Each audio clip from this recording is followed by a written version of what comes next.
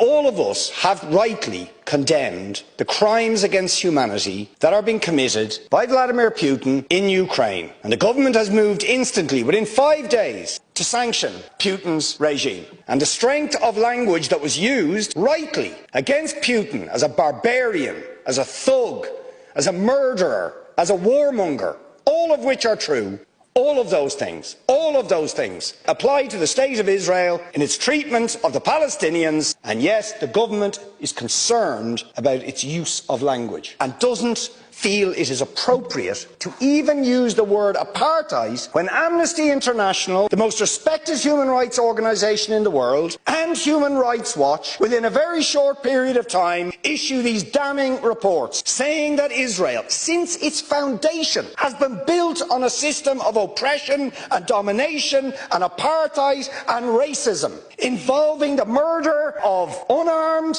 innocent civilians on a regular basis, Gaza in a permanent state of humanitarian crisis. And yet you want to be careful about your language. You're happy to correctly use the most strong and robust language to describe the crimes against humanity of Vladimir Putin, but you will not use the same strength of language when it comes to describing Israel's treatment of the Palestinians, when it is now being documented and detailed by two of the most respected human rights organisations in the world. You don't want to even use the word apartheid. 5 days sanctions against Putin and his thugs, 70 years of oppression by the Palestinians, and it wouldn't be, what was the word you used? It wouldn't be helpful to impose sanctions. Exactly the same types of sanctions you've just initiated against Vladimir Putin. Will you support it? And I think the answer is clearly you're not going to.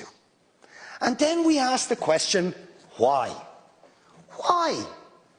With such strength of feeling, Fine Gael and Fianna Fáil and Green TD stood up one after the other, saying it was intolerable, the thuggery and the warmongering and the brutality of Putin. You wouldn't stand for it. Urgent action had to be taken. But we've got to be much more careful with the Palestinians and their treatment. No action, no sanctions, no outrage.